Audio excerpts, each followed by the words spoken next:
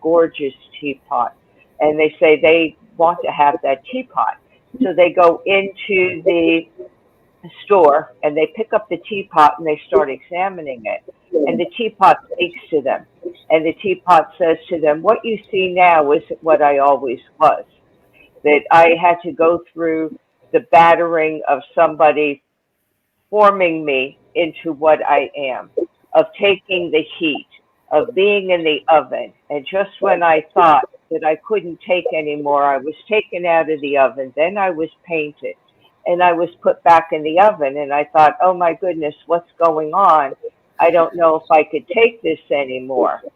But when I came out of the oven and I looked at the finished product, I knew this was what I had to experience in order to be what I am right now, or who I am, this gorgeous teapot. So I had to take the heat. I had to be battered. I had to be pushed around. I had to face these challenges. And just when I thought I couldn't take any more, I got the strength to go a little further because I wanted to see what was on the other side. And now look at me. I'm this gorgeous teapot that gives other people joy into their lives also. So I thought that was a really beautiful story about taking responsibility for ourselves and self-empowerment. That is an excellent and analogy. I really, really love that. It's the firing process. I remember in high school doing pottery and having to have the pottery go into the kiln, I believe it is, and it getting fired up. And it is two processes because you have to you have to put it in it so that it's hard to, just like you said, you have to paint it and then you have to put it back in so that it has that shiny finish to the paint. So just understanding that process and knowing that even scripturally, I'm crazy for the Lord. So scripturally, it says we go through the fire. We go through the fire so that we come out as what? Pure gold, the word of God says. And so that is we're always going to be pressed. And that's why it's so important for us to, for the self-awareness is become conscious. What we talked about in our past interview, Teresa, coming into that place of consciousness, awakeness, so that we are aware that we're just not existing, but we're being proactive in this journey called life, and that we're showing up in a place. And I want to now move over to Dr. Reed, and I want her to tell us about what's going on with her and how she's taking people to unclock themselves. And so share with our audience where you are at with this development, a self-mastery thing. And we're not talking about being perfect. We're talking about being more conscious, more strategic and intentional about navigating through this life so that you start getting results that you really want that are in alignment with what you see your life as being fulfilling. And so, Dr. Reed.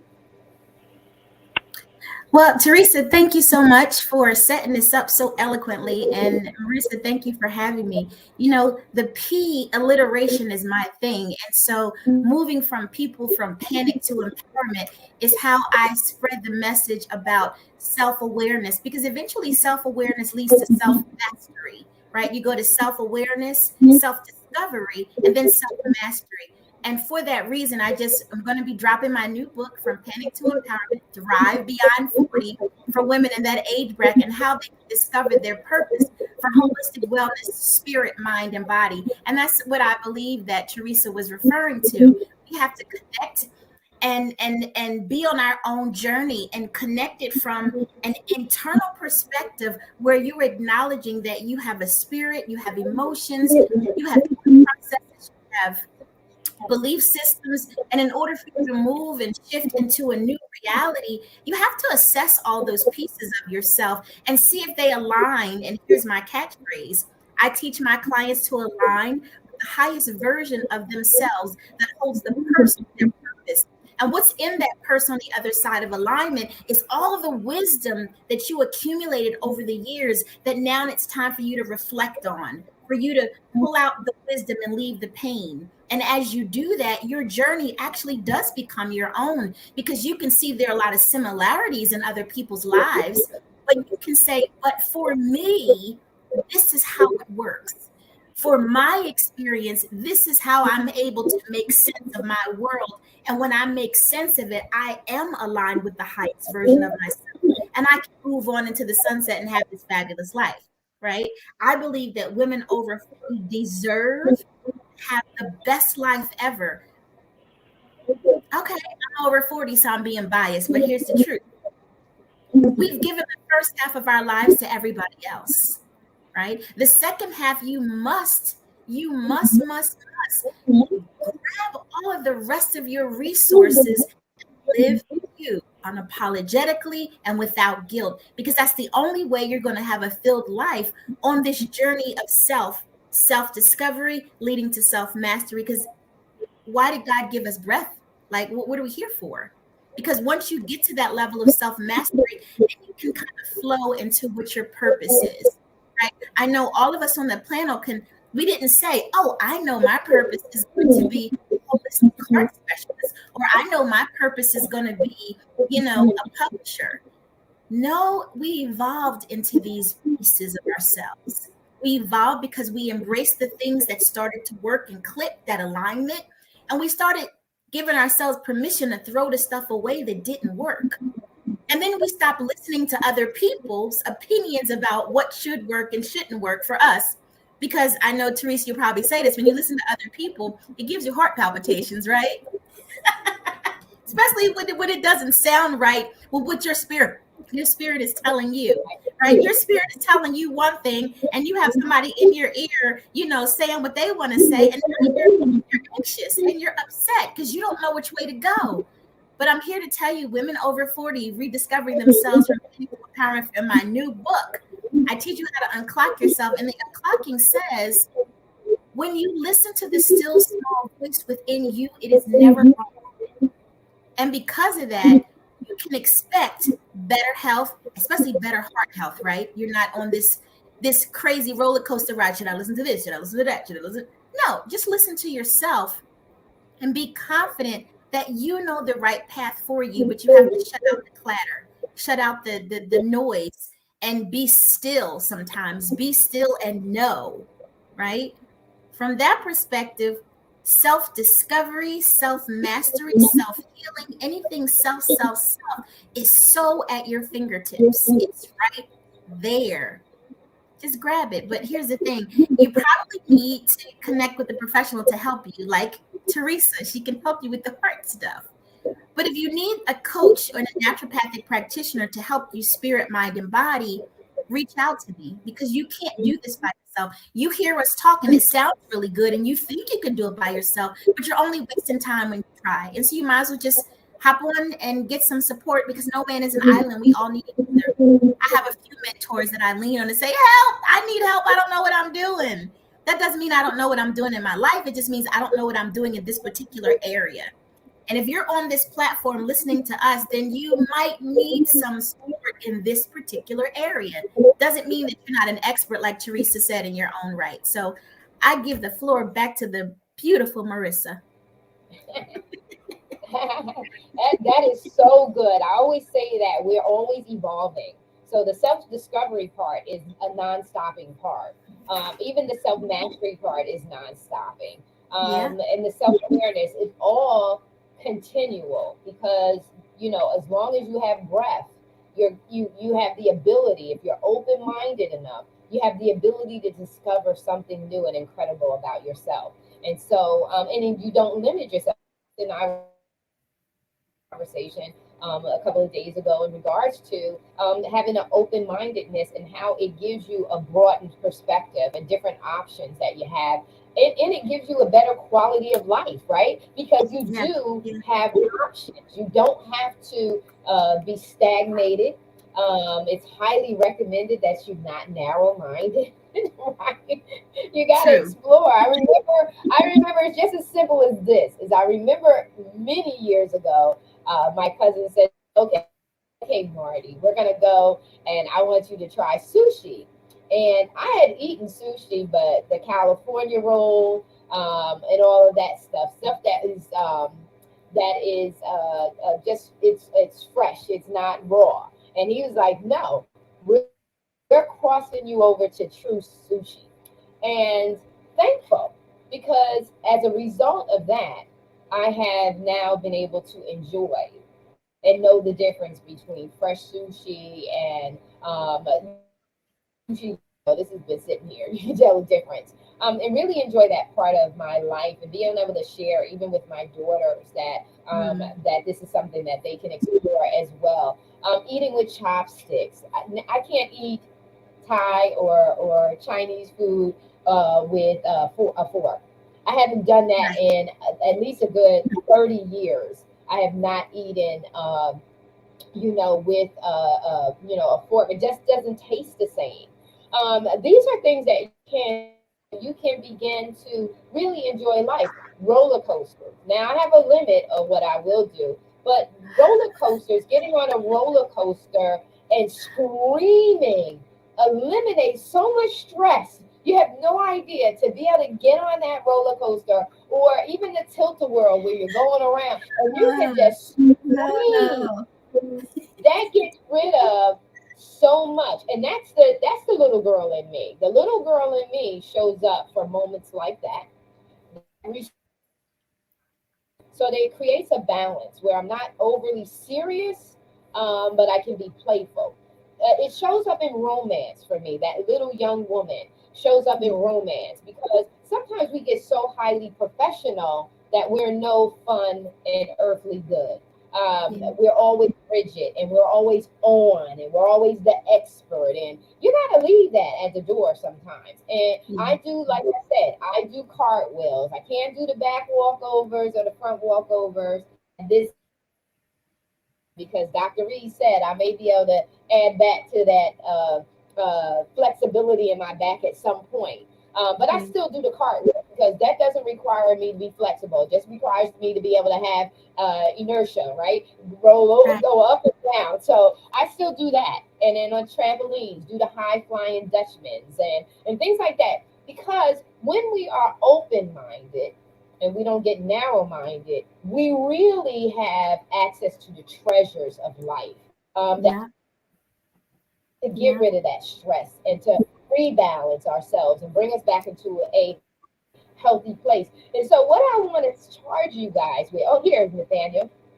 So before we switch over, and I do want to switch over, I want to talk to our younger generation. So we talk about where we're able to, when we talk about being able to to evolve. And Dr. Reed, you talked about being able to, we've given our lives over, half our lives over to others. How do we speak to an up and coming generation? How do we not really set the tone for what is going to be for them because we really don't know. But how do we Yeah. give them some kind of nudge to say, be on the lookout for this?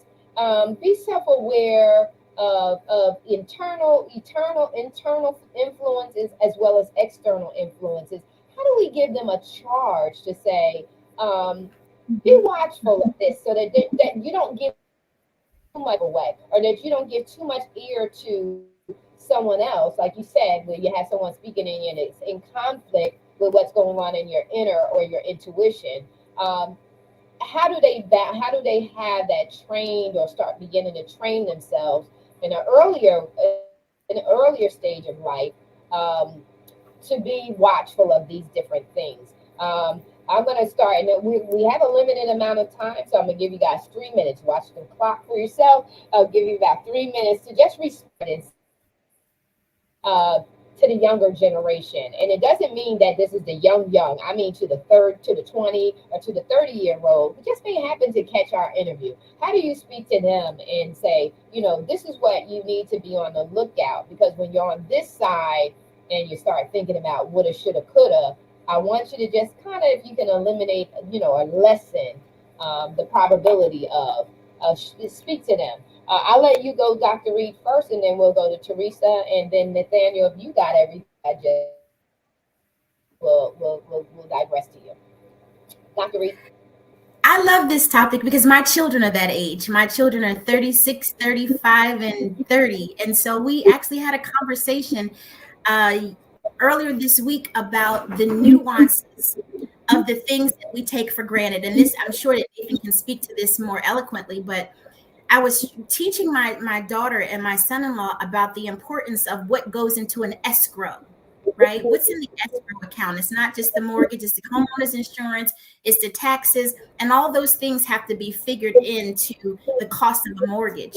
And so I brought that up because I noticed that young people see the broader picture of things. They say, I want to be rich, I want to be an entrepreneur, I want to be healthy, I want to be this, but they don't have the parts of it that makes that big pie.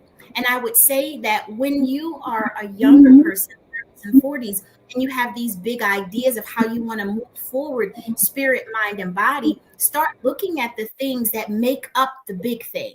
So if you want a home, look into all the aspects of what it requires to have a home. The escrow, whether you're going to choose a home that has landscaping, are you going to factor in the cost of a landscaper or a tree cutter or somebody to cut the grass when you can't? These are the things that are important. If you really want to be healthy, and that's my wheelhouse of experience, then you have to start considering that, wait a minute, my body is like any other body and I have to take care of it even though I'm younger, because I don't know when my behavior is going to have a deleterious effect on me. And at 36, I can have a heart attack, right? At 42, I can have a stroke. So we need to look at the little pieces of what goes into life instead of only looking at the bigger picture. Because I think as we got older, that's what we start to focus on and realize we hadn't focused on it as a kid, right? I want to be healthy. I want to eat good. I want to be but I'm still eating pizza. But it has broccoli on it. Well, but what about the gluten in the pizza, right? So it's the little things. I think the little things add up to be big things, and big things add up to the things that we're not prepared to handle. And so that will be my advice to the younger people. That's excellent, excellent, excellent. Marissa, you're up. Okay, I think my advice to younger people is everything starts from within. And by that, I mean your inner knowing, your inner self, developing your intuition, listening to that voice in your heart. And I truly believe that everything starts in the heart because the heart gives and sustains life. And even babies, animals, before they're born, they're all connected to a heartbeat. It's their mother's heartbeat that they're connected to. So that heartbeat becomes important to us. Our heart becomes important to us. And unfortunately, we don't look at things until it becomes a problem. So if you're 20 years old, you're not looking at heart disease, you're not looking at these things, but you're also not looking at what is right with the heart. And I've said this many times, in medicine, we seem to dwell on the illness and the disease rather than what is right with things. So as young people, I would tell them to really start honing in on the voice of their heart, to sit quietly, to place their hand over their heart, to get familiar with their heartbeat, to make that connection physically, then emotionally, by bringing their emotions into their heart and sitting with those emotions rather than being reactive. Be proactive, sit with the emotion, and spiritually, that inner knowing. We're all connected to something higher than we are. And it doesn't matter what you believe that something or someone is. What matters is that there is a power higher than us in this vast universe, and we can't do everything alone. And once we could tap into our inner voice, we're in our heart, we're tapping into that higher power. And then we have a guide as to where we'll be leaded. So I think that's the important thing. Diet, exercise, sleep, all those things are important. But at the same time, you have to start with yourself. Everything starts within. So if you're not taking care of your inner self, being who you are, listening to that voice in your heart, being quiet, a couple times a day, even if it's for 5 minutes, and really tuning into yourself and tuning into your body, those other things you're doing on the outside aren't going to work as well because now you're taking your body out of balance and you're relying on something outside of you to do the work rather than inside of you. We all have to do that inner work. And that's the hardest part, whether it be your finances, weight loss, anything. It all starts with you. It all starts with taking the responsibility for it, whatever it is, and then working on your inner self to improve yourself, to then be guided and use what's outside of you then as an addition and a supplement to help guide you along. So that's what I would say. That's excellent. And you know what I think about too, and I think about myself. It's like I learned many years ago that what's very, very important is to not start my day in a rush. And so Mm, sometimes when we have children, we have household, or even when we're young, because I had my children young. So in my 20s, I had children. So for me, it wasn't until later on that I said, it is so important for me to start off my day in calm, not to mhm, start off my day all over the place. And I'm a mhm, nicer person. I'm a nicer person when I've had my morning me time. Guess what? I always wanted to wake up early. So now today, I've been waking up early for many, many years now. And it makes a difference on how I start out my day and how I show up throughout my day. I have to sit and have a cup of coffee and watch the news. It's a must in the morning. It's a must for me because it calms me into my day. And then it's early, so there's no lights, it's dark outside, it's still dark outside, and da da da da.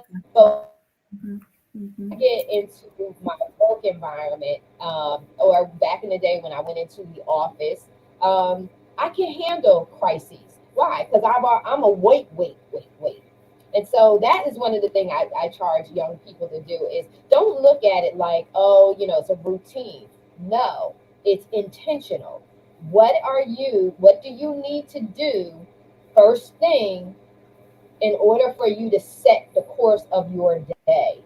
That's something really, and you may not know that right away. It doesn't matter. But because you're now conscious of a need to address that, start figuring it out. Start looking for ways that resonate with you and feel the most authentic and organic to you.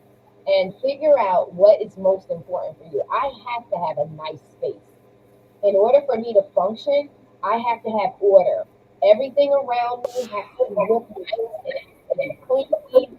It has to be orderly. That's critically important for me, and it de-stresses me, and it helps me in how I respond when you're in my environment. If it's chaotic, it's a mess. I don't like that. So mhm, I like mhm, everything to be nice, neat, and orderly. It's not perfect. Whenever I speak about getting your house in order, it's not about perfect because life happens. It does get messy in my space, but I do understand the importance of making it a priority for me. The minute I have a second to regroup is to get my house back in order. Because when my house back in order, that is the foundation on how I'm going to respond externally to what's going on internally.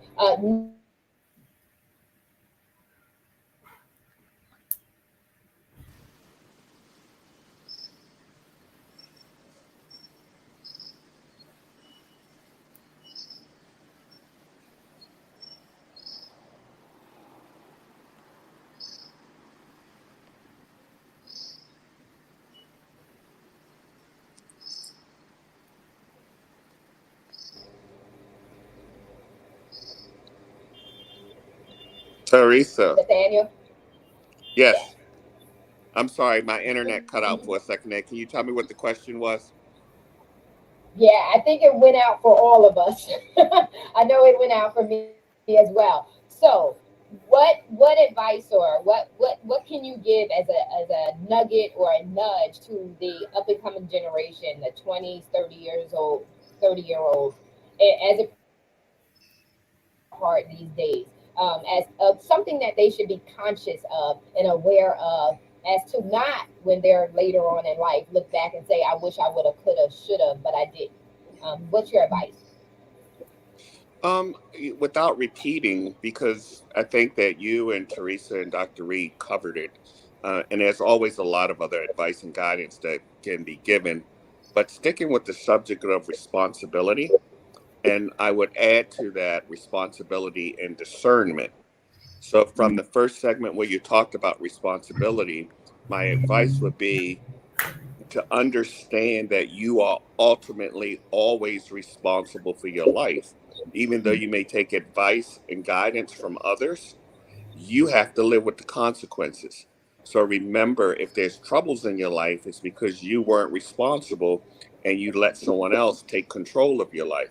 You have to be responsible. You have to choose who you listen to, who you don't listen to. And that's where the discernment come in. You got to start making those decisions of who to listen to, who to take guidance and advice from. And it's better that you learn it at an earlier age than to learn it later in life. But the key is to get it. If you can get responsibility and discernment, I think you'll be well on your way. Yeah, I think so too. I think that's so important for you to be able to navigate and start looking into who is. I always say you are the CEO of your life. Who's in your boardroom? Who's your board advising you? And so that's very, very important. This has been an excellent show. I'm going to charge you. I know, Nathaniel, you've been in and out. You're in Thailand. You're coming to us it truly internationally from Thailand. But give any thoughts that you may have in general. I'm going to let you close us out. Give any thoughts, because that's what I said to the ladies at the top of the show, is what's on your heart these days. What's really resonating with your heart and self-development, self-mastery. Don't believe the hype. There is so much stuff that is sold to people, to all of us. And you have to navigate through that to figure out what's real and what's not real. And when you start to peel back the layers of the onion, you find out that most of it's not real. Um, so it's been weighing on me, the amount of lies that our society puts on us and that we put on each other. So we need to look for the truth, and we have to get back to critical thinking. Just because someone says something does not mean it's a fact. And just because it's repeated over and over doesn't mean it's a fact. When a question is asked and a question is answered, you need to ask 4, 5, 6 other questions as follow up to those questions or to those answers that you got in order to find out what's real and what's not. So that's what's on my heart today, is to just find out the truth, find out what's real. Yeah. Ladies, you have 1 minute. Could you give me your closing thoughts? Teresa? Okay, very quickly, my closing thought. I agree with Nathaniel about the hype. Don't believe everything that you hear and see. And again, turn to yourself. Listen to that voice. Be quiet and listen to the voice in your heart, because that's your inner knowing. We all have intuition. It's just a matter of recognizing it and developing it. It's been there since before you were born. So get busy with your intuition, learn discernment, and don't believe everything that you see and hear. Take it inside of you and decide from there what resonates and what is right for you. Dr. Reed? Okay, for the sake of not being redundant, I would also add, to thine own self be true. Women over 40, you have visions and dreams and aspirations. This is your time to be true to yourself.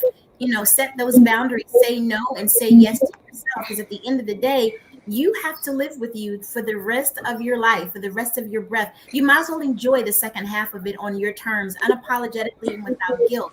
So be true to yourself, follow your dreams, and it's never too late to do that. Just start today to say, I'm going to finally put myself on the list that I've never been on to prioritize prioritize yourself first, because after that, everybody else is going to get what they deserve, not always what they need from you, because what they need from you is not what always you're giving yourself away. People don't need all that. You need you more than other people need you, and you just need to realize that. Prioritize yourself and don't believe the hype. Yeah, that's it. I love it. Well, this has been It's Your Life, Own It. And you've heard everything. Trust your instincts. You are the CEO of your life. It's time to make executive decisions. We love you this time. Take care. We are gone. Have a blessed rest of the week. We're out.